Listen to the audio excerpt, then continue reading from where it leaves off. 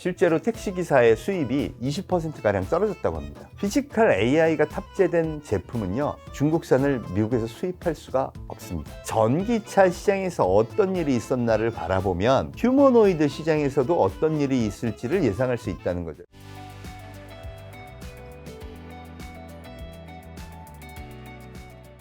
저희가 함께 뵙는 게 머니트렌드 2016. 작년에도 2025로 인사드렸었는데, 뭐 요 책에 대해서 오늘 이제 2시간 동안 리뷰하는 시간을 가져볼 텐데, 올해는 어떤 내용을 중심적으로 담으셨나요? AI가 너무 빠르게 변화하죠. 또 네. 자본의 축적도 엄청나고 해서 AI를 기반으로 네. 사실 이 AI가 전 산업 분야에 다 확산되는 추세라서 AI를 기반으로 미치는 영향들, 네. 그리고 AI, 서버린 AI라고 하는데 AI AI 인프라 구축하는 것도 또 상당히 많은 영향이 있고, 그게 또 최근에는 전쟁도 많이 나는데 네. 이 무기 산업에도 또 많은 영향이 있어서 하여간 여러 가지를 AI를 기반으로 총체적으로 테크 트렌드를 좀 담아봤습니다. 뭐니 해도 2025년에 키워드는 AI였을 텐데, 올해 AI 시대가 이제 본격적으로 사실 시작되었는데, 내년에 주목해야 할 포인트는 그럼 뭐가 될까요? 내년에는 AI가 LLM이 크게 성능을 개선하면서 네. 다양한 영역에서 AI가 확산될 거라고 보고 있습니다. 제가 그래서 AI가 헬스케어 분야, 피지컬 AI 분야에서 네. 상당한 실질적인 상용화가 이루어질 거라고 보고 있고요. 특히 자율 에이전트라는 게 이제 도입이 많이 되면서 AI 에이전트끼리 연결해서 복합적인 서비스를 제공하는 분야가 또 서비스 분야에서는 상당히 큰 주목을 받지 않을까 보고 있습니다. 자율 에이전트, 뭐 AI 헬스케어, 피지컬 AI 분야가 여러 가지 중에서도 특히 이 세 가지를 꼽으신 이유가 있을까요? AI가 과거에는 절대적인 초지능, 네. 뭐 Artificial General Intelligence라든가 아니면 인간의 네. 능력을 초월하는 쪽에 사람들이 이제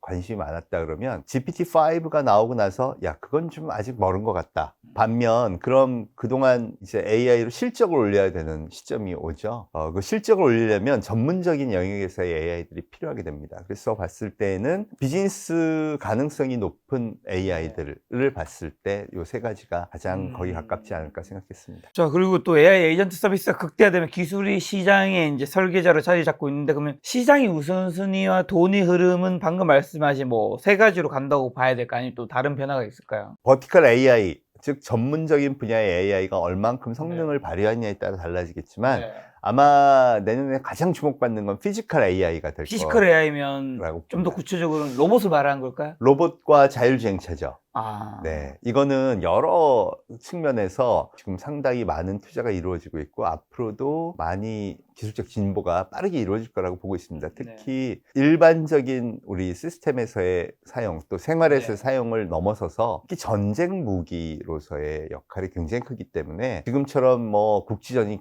빈번하게 일어나고 있는 상황이라면 이 분야에 대한 투자, 또 개발 이런 것들이 활발해질 거라고 보고 있습니다. 그럼 지금 피지컬 AI를 자율주행 얘기해 주셔서 그거 먼저 한번 들어가 보면, 지금 2026년 주목해야 할 분야의 피지컬 AI로 자율주행차와 휴머노이드 로봇, 방금 말씀하신 꼽아주셨는데, 미국과 중국이 이 분야에서 치열하게 경쟁 중인데 어느 시장에 우리는 좀 더 주목해야 될까요? 저는 당연히 미국 시장에 주목을 해야 될 거라고 보고 있고요. 다행스러운 건 우리나라 기업들이 미국과 협력을 통해서 여러 가지를 많이 시도를 하고 있습니다. 또 자율주행차 같은 경우도 그렇고 우리나라의 자동차 회사들이 미국의 자동차 회사들하고 GM하고 뭐 현대가 차를 같이 생산한다든가 미국의 그 현대 자동차가 자동차 공장을 설립하고 거기에 완전 무인화를 추진하고 있다든가 하는 것들은 굉장히 고무적인 현상이라고 보고 있고, 또 현대가 인수한 보스턴 다이내믹스를 통해서 휴머노이드 로봇 시장에 도 진출하고 그거 개발하는데도 큰 역할을 할 수 있을 거라고 기대가 돼서 다행이라고 생각하고, 또 안드릴하고 대한항공, 또 안드릴하고 HD 현대가 무인 전투기라든가 또 무인 전투함을 개발하는 그런 국방 프로젝트도 또 추진하고 있어서 이런 다양한 분야에서 협력이 일어날 거라고 봅니다. 피지컬 AI 분야의 선두는 명확하게 미국이라고 할 수 있고요. 실제로 보면 이미 작년에만 구글 웨이모 같은 경우 1000만 명 이상이 타봤다고 하거든요. 1000만 명이 경험을 하고 나면 사회에서 야, 이건 쓸만한 거 아니냐, 이런 이제 생각들을 많이 하게 되죠. 그래서 제 생각으로는 본격화 될 거라고 보고 있고, 그 시그널이 과거에는 이제 캘리포니아 쪽에서만 이 웨이모를 쓸 수 있게 해줬는데 이제 뉴욕에서 시작이 됐어요. 아시겠지만 뉴욕은 오래된 도시이고 길이 매우 복잡합니다. 그런데 허가가 났다. 그건 이제 상당한 수준으로 서비스가 됐다고 볼 수 있습니다. 중국의 추격도 매섭습니다. 중국이 우한에서 400대로 출발했잖아요. 이걸 거의 1000대까지 확장했다고 네. 하고요. 이 400대 운영에 데이터가 나오기 시작했어요. 실제로 택시기사의 수입이 20%가량 떨어졌다고 합니다. 전체 택시 대수의 1.7%밖에 안 되는데 요금이 3분의 1이거든요. 그러니 사람들이 많이 이용을 하게 됐고 그럼 더 늘리자 이렇게 한 거예요. 그럼 당연히 택시기사들은 수입이 떨어지겠죠. 그렇죠. 이런 데이터가 사회적으로 나왔는데도 불구하고 중국 정부는 1000대로 확대를 했다. 그 얘기는 미 간의 패권 전쟁에서 이게 그만큼 굉장히 중요한 역할을 하고 있고 사회적으로는 파장이 예상되더라도 이거는 가야 될 길이다라고 보고 있다는 거죠. 그럼 어떻게 될까요? 결국 보편적으로 쓰는 서비스의 한 축이 되겠죠. 막상 다 없어지진 않겠지만 결국 이러한 서비스들이 지금 뭐 1.7%, 2%, 네. 앞으로 10%가 된다 그러면 상당히 많은 사람들이 쓰게 될 거라고 봅니다. 우리나라도 그래서 좀 빨리 도입을 했으면 좋겠다라는 생각이 드는데 생각해보면 우리는 허가도 잘 안 내줘요. 테스트도 잘 안 시켜줍니다. 한 대, 두 대 뭐 이렇게 돌아다니게 하고 그러는데 이게 특히 지역에서의 복지 문제라든가 뭐 예를 들어 독거노인 계신데 네. 나 병원에 가야 될 것 같은데 이건 맨날 주민센터에서 불러서 기사가 가서 하는 것보다는 버튼 딱 누르면 주민센터에 대기하고 있던 무인차가 와서 네. 내가 가고 싶은 데를 갈 수 있게 해주는 서비스라든가 이런 부분은 빨리 테스트를 통해서 좀 도입해서 우리가 지금까지에 있었던 기존 네. 생태계의 사고방식에서 벗어나는 노력을 시작해야 될 때가 아닌가라고 생각합니다. 자율주행이 어쨌든 더 활성화된다는 건데 2026이 어느 정도 우리 일상까지 확대될까요? 우리 입장에서 보면 자율주행은 사실 상당히 먼 숙제입니다. 한국 입장에서는 네. 우버도 불법인 나라에서 무인 택시가 이게 사회적 분위기로 가능하지 않겠죠. 해외 나가보니까 우버가 이제 편하긴 하더라고요. 맞죠.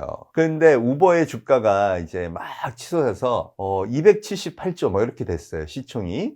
그 이유가 뭐냐면 무인 택시가 되면 누가 제일 유리할까요? 대인차를 많이 가진 우버가 유리할 수밖에 없겠죠. 그죠? 그렇죠. 서비스를 확장하기도 좋고 네. 지역별로 어떻게 하면 좋을지도 있고 그다음 우버에다가 카메라 장착해서 데이터를 모으기 시작하면 나중에 무인 자동차 하는데도 유리하고 그래서 사실은 주가가 엄청나게 올라가는 거거든요. 근데 우리나라 입장에서 보면 왜 우버 도입을 반대할까요? 야, 플랫폼이 돈 다 가져가는 그게 무슨 기술이야? 이런 생각을 하는 거죠. 그러니까 약간의 세계관의 차이라고 볼 수 있습니다. 근데 계속 그런 식으로 막아서고 규제로 막는다고 해서 해결될 일은 아니죠. 해결될 일이 아니라는 겁니다. 그래서 앞으로를 생각한다면 이쪽을 보호하기 위한 장치도 필요하지만 그보다는 기술 혁신에 대한 많은 투자가 있어야 아니 뭐 예를 들어 현대든 기아든 우리나라에서 테스트를 하게 해줘야 더 나은 성능을 개발할 수 있고 세계 시장에서 뭔가 도전해 볼 수 있는 분위기가 형성되지 않을까 싶다는 거죠. 그래서 이 정도 미국과 중국이 열심히 한다 그러면 우리는 좀 해야 되죠. 자꾸 이제 유럽을 보라, 유럽은 안 한다 뭐 이런 얘기들 하는데 유럽은 안 하나요? 유럽은 규제가 심하죠. 왜냐? 규제 생태계가 굉장히 세졌습니다. 근데 생각해 보세요. 이미 세계 20위권 기업 내에 유럽이 한 개도 없어요. 유럽의 시가총액 1위 기업이 루이비통 그룹입니다. 그러니까 테크는 끝났다 이렇게 보는 거죠. 그럼 테크가 그냥 상식적으로 생각했을 때 앞으로 AI다, 제조다, 테크가 끝난 지역에 미래가 있을까? 역사적으로 그런 사례는 없단 말이죠. 그래서 그런 관점에서 본다 그러면 우리도 좀 심각하게 바라보고 테크 트렌드를 좀 잘 사회적 분위기가 함께 쫓아가야 되지 않을까 하는 생각입니다. 어떻게 보면 방금 말씀하신 게 이제 우버라는 걸 하면서 택시 기사분들과 상생을 한다라는 건 사실상 데이터로 봤을 때는 쉽지 않은 거잖아요. 그렇죠, 그렇죠. 저희 아버지도 택시 기사를 네. 하셨기 때문에 저도 뭐 생각이 많았는데 택시 기사인 아들인 저희 입장에서는 이제 아버지 아들의 입장에서는 우버가 들어오든 뭐 어쨌든 뭐 그런 것들이 좀 반대할 수밖에 없는 약간 그런 입장이 있지만 대의적인 측면에서는 그런 걸 다 감안하면 나라의 테크라든가 이런 것들이 가야 될 방향이 속도가 너무 늦어지면 나라 전체가 발전이 늦어지면 사실은 더 큰 고통을 겪는 그렇죠. 게 있겠다는 생각이 들더라고요. 사실 저도요, 제 네. 친구 중에 택시기사 엄청 많아요. 그럼 걔들이 제가 이런 기재 풀자고 방송하고 네. 그러면 전화 와요. 그만해라, 우리 힘들다. 그러니까 사회적 분위기라는 게 대한민국의 기성세대가 내가 일자리를 갖고 있다든가 내 수익 사업을 하고 있다 그러면 그걸 지키려는 노력이 있는 건 당연한 거죠. 그렇죠. 그런데 좀 길게 보자면 다음 세대한테는 뭔가 새로운 세상을, 새로운 세계관을 심어줘야 준비가 되는 거죠. 사실 조선시대에도 저는 비슷했다고 생각해요. 아니, 서구의 문명이 네. 들어오고 뭐 신분을 철폐하고 이거를 누가 받아들일 수 있었겠어요. 그래서 야, 그건 안 된다. 그래서 흥선대원군이요? 예, 쇄국 정책을 편 거라고 네. 봅니다. 우리가 그 시대의 교훈을 되살린다면 이제는 AI 시대 정도까지 됐는데 네. 디지털도 못 받아들이겠다. 플랫폼은 약탈범이다. 이런 세계관은 좀 벗어날 때가 된 거라고 생각합니다. 그리고 테슬라의 무인 배송, 바이두의 무인 택시 서비스 이미 좀 현실화되었는데 네. 그러면 자율주행 기술이 물류 교통 시스템을 넘어서 우리 사회 전반에 가져올 가장 큰 변화는 좀 어떻게 될까요? 그거는 진짜 큰 변화라고 생각해요. 테슬라가 처음으로 사람 없이 차를 집으로 배송을 했습니다. 그래서 그걸 생중계했죠. 영상을 공개했어요. 차가 혼자 갑니다 하는 영상을 전 세계 공개해서 정확하게 만들었는데 그렇게 되면 배송 비용을 1,300불을 대당 절감할 수 있다고 합니다. 야, 그러면 경쟁력이 더 높아지는 거죠. 앞으로 만약에 이제 무인 트럭이 나와요. 그러면 우리 차 많이 싣고 트럭이 막 돌아다니잖아요. 얘가 각 지역 거점에 차를 한 20대씩 배달을 합니다. 그럼 그때부터 차들을 내려놓기만 하면 알아서 고객한테 찾아가는 거예요. 그럼 그렇게 해서 10만 불, 20만 불, 1000만 불 이렇게 절감할 수 있다 그러면 그거를 안 할 이유는 없겠죠. 이게 되기 시작하면 뭐가 물류가 되네요. 배달이 되고 배송이 되고 그럼 물류 전체가 또 테슬라에 의해서 달라진다. 이래서 테슬라가 자동차 시장에서는 그렇게 존재감이 크지 않은데 반해서 이 시가총액은 뭐 2,000조에 가까운 투자를 만들어내고 있는 거죠. 그래서 앞으로를 생각하면 그게 곧 현실화 되겠다. 이렇게 생각할 수 있을 것 같습니다. 그러니까 그거를 감안한 물류 체계의 변화, 그거를 감안한 새로운 이 자동차 판매 전략의 수립 이런 것들이 좀 대비해야 될 영역이라고 생각합니다. 그리고 말씀하신 LLM 기술 발전이 이제 자율주행차라든가 휴머노이드 로봇, 뭐 피지컬 AI 상용화를 앞당기고 있는 건데 그럼 교수님 피지컬 AI가 소프트웨어 AI보다 더 큰 파급력을 가질 거라고 보시는 건가요? 아니면 이제는 소프트웨어 AI가 있으니까 시작됐으니까 다음 단계로 이제 피지컬 AI도 시작되는 거다. 두 개의 의미가 다르니까요. LLM의 성능이 좋아졌기 때문에 학습 능력도 뛰어나고 네. 거기다 반도체 산업의 발전으로 인해서 엔비디아 같은 데가 대표적이죠. 되게 지능화되고 과거에는 잘 못할 것 같던 뭐 휴머노이드의 동작이라든가 자율주행의 학습의 속도라든가 반응의 속도라든가 이런 게 엄청 개선된 거죠. 그런 측면에서 보면 피지컬 AI가 이거는 충분히 실용화에 가까워졌다라고 볼 수 있고 그렇다면 전 세계적으로는 아직 몰라도요. 대한민국한테는 굉장히 중요한 이슈입니다. 왜요? 피지컬 AI의 핵심이 뭐냐? 첫째가 반도체예요. 반도체. 예. 두 번째가 당연히 소프트웨어죠. 네. 예. 그 다음 마지막이 제조업입니다. 네. 피지컬 AI의 기본은 예를 들어 자동차의 학습 능력과 반도체와 뭐 이런 것들을 다 달아서 결국 자율주행을 하게 하는 거고요. 네. 그 다음 로봇에는요. 로봇은 또 학습 능력과 이런 걸 바탕으로 자기가 뭔가 활동하게 만드는 거죠. 이게 다 제조의 기반이 있어야 되는데 네. 세 가지 분야에서 경쟁력을 갖춘 나라는요. 전 세계에 중국과 우리나라밖에 없습니다. 미국이 좀 뒤지는 게 뭐냐? 제조업이 취약하죠. 그런 관점에서 보면 피지컬 AI에서 대한민국이 대응을 잘하면 피지컬 AI 분야에서는 한국이 잘 될 가능성이 있네. 왜 중국을 배제하느냐? 피지컬 AI가 탑재된 제품은요. 중국산을 미국에서 수입할 수가 없습니다. 단순하게 휴머노이드 로봇을 보면요. 네. 왜 우리 무기 팔 때 킬 스위치라는 거 하잖아요. 네네. 적국이 우리를 공격할 때는 못 쓰게 만드는 거죠. 그게 들어있어요. 근데 AI는 온라인으로 데이터를 받아서 그 활동을 하는 게 당연하고 학습을 위해서도 데이터를 수거할 수밖에 없습니다. 그럼 얘 휴머노이드 로봇을 팔았을 때 그 데이터가 중국으로 넘어간다. 전쟁이 일어났을 때 중국의 그 전투 로봇으로 전환될 수 있다. 네. 이런 가정을 충분히 할 수 있다는 거죠. 그런 관점에서 보면 AI가 탑재된 로봇이나 자율주행 차량은 중국산을 미국이 쓰기 쉽지 않다는 겁니다. 이 미중 패권 경제인데 그럼 믿을 수 있는 동맹은 한국이 가장 앞서 있다고 볼 수 있습니다. 일본도 사실은 반도체가 좀 취약하고요. 또 디지털 전환에서 그렇게 빠르지 못했고요. 그렇죠. 대만 같은 경우는 테슬라 일론 머스크가 그런 얘기 하잖아요. 언제고 중국한테 접수될 가능성이 있는 나라니까 협력의 가능성보다는 조금 자제하는 게 필요하다. 네. 이런 생각들을 하고 있고 네. 그래서 이번에 AI 6칩에 있어서도 네. TSMC보다는 뭐 가격적인 측면도 있겠지만 삼성전자를 파트너로 삼은 거는 네. 보다 장기적으로 봤을 때는 이런 협력 체계가 필요하다 이렇게 보고 있는 것 같습니다. 근데 이제 중국 정부가 2027년까지 휴머노이드 로봇 3,500만 대 포국을 목표로 산업 생태계 공적적으로 육성하고 있는데 이런 그럼 중국의 전략 글로벌 로봇 시장에 미칠 영향은요? 중국이 아무리 미국이 막아도 어쨌든 계속해서 뭐 AI든 피지컬이든 발전하고 있는 건 사실이잖아요. 맞습니다. 저는 중국이 피지컬 AI에 거의 목숨을 걸고 있다고 보고 있습니다. 미국 같은 경우는 전 세계에서 자본이 지금 AI로 다 모였어요. 그 자본을 기반으로 투자가 이루어지는 거니까 뭐 어떻게 보면 자본주의 경제에서의 순환이 일어나고 있는 건데 중국은 돈도 별로 없잖아요.